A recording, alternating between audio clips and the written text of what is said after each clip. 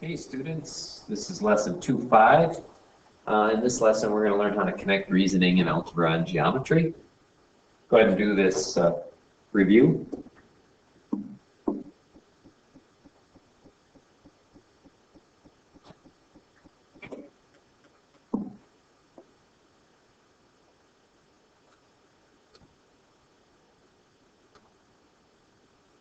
Okay, this is just an organizer of some of the properties of equality that you learned last year that we're going to be using in this lesson.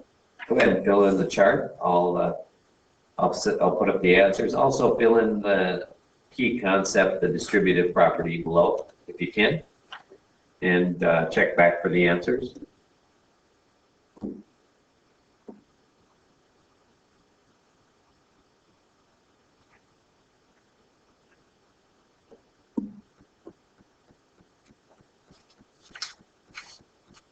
All right, what we're going to do in this lesson is learn how to justify our steps, which is part of proving something. And we're actually using the law of attachment and the law of syllogism here as we do this, because we're going to go from one step to another until we get to a logical conclusion.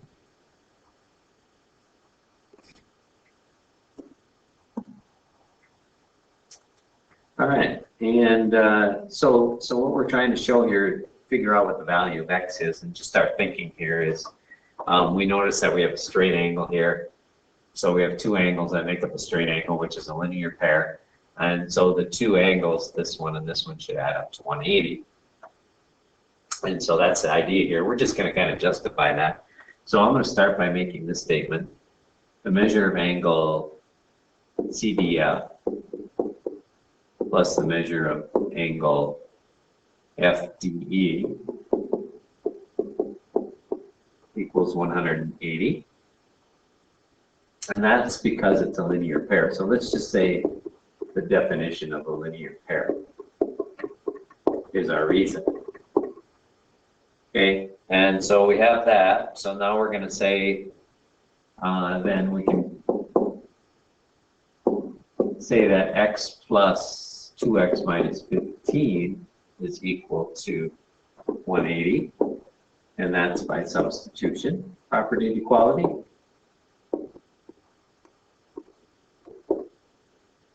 And then we're going to say that 3x minus 15 equals 180. And there's actually a couple properties in there that allow us to do that. The distributive property, but whenever we're transforming an equation into a simpler one, we're just going to say simplify for that. But it's the real number properties like commutative, associative, distributive that allow us to do that. And then I'm going to simplify the equation some more. Say that 3x is equal to 195. And if you look closely, you'll notice that I added 15 to both sides, and that's the addition property of equality.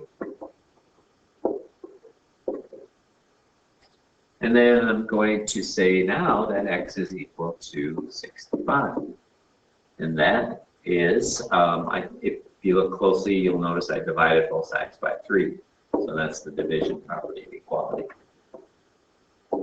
And now, so what I'm doing here is I'm going from one, so what I'm saying, if this is equal to 180, then this is equal to 180, then this is equal to 180, and so on. And that's really syllogism.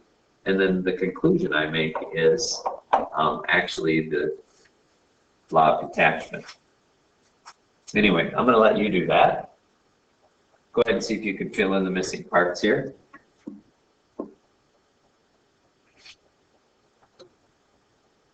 Okay, some other properties, we're going to use the properties of congruence. And a lot of the property of congruence are the same as the properties of equality. That congruence is reflexive, symmetric, and transitive. Go ahead and do statements, complete each statements 10, 11, and 12 using the property of congruence, specifically that one.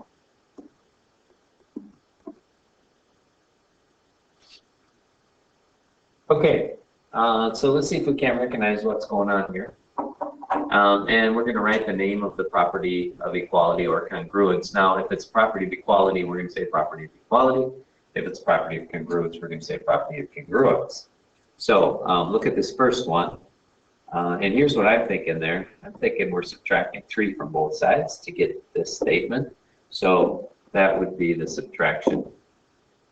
And since we are dealing with equal signs, so it's a subtraction property of equality. And I abbreviate that like that. Okay? The second one, we're saying RS is equal to ST, and ST is equal to TU, then RS is equal to TU. That kind of sounds a little bit like syllogism, but it's actually the transitive property. And you have to start to recognize these. And again, it's equal sign in there, so we're going to say property of equality. And the last one, basically we're saying if 5x is equal to 10, then 10 is equal to 5x. That's just switching it around. And some of you might think that's commutative, but commutative deals with operations like addition and multiplication, not the equal sign. That's the symmetric property of equality.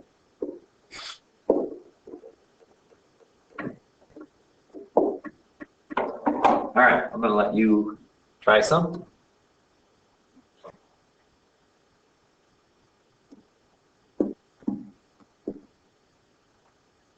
So we're going to start to learn how to write proofs here. A two-column proof lists each statement on the left, and then gives a spot for the reason on the right. That's called a two-column proof. And each statement logically leads to the next. And so eventually you get a conclusion, and those conclusions come from the law of syllogism and law of detachment. So I'll show you an example of one here. So we're going to write a two-column proof to prove that AB is equal to CD, and given that AC is equal to BD. And just to give you an idea of how we're doing this, so we know that this green line here is the same length as this blue line.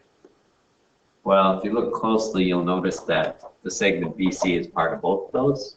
So if I take away the segment BC from both of those, I'm going to end up with two pieces that are equal in length, and those are AB and CD. So that's how we're going to go about this.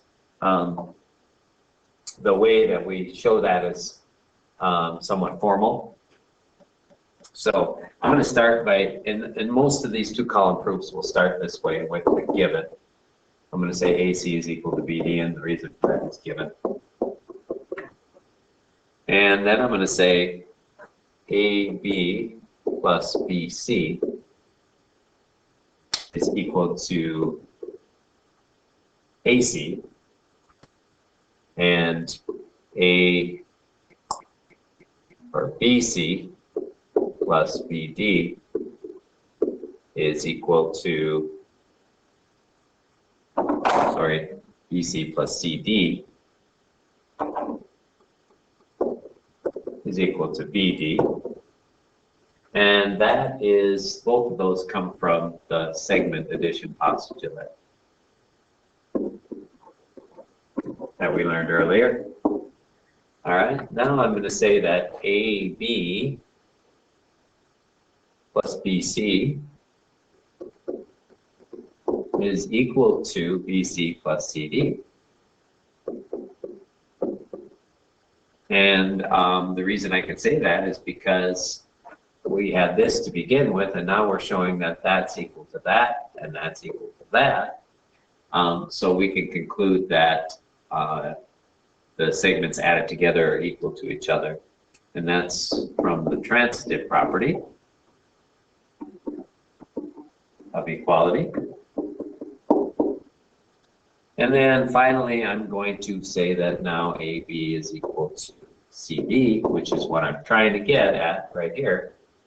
And notice that AB is here, CD is here, and all I had to do was take off BC from both sides. And I can do that because of the subtraction property of equality. Actually, we can only subtract equal things from both sides. So your book may say that you need to say that BC is equal to BC, by the reflexive property of equality. And then AB is equal to CD by the subtraction property of equality. All right, go ahead and see if you can fill in the reasons here.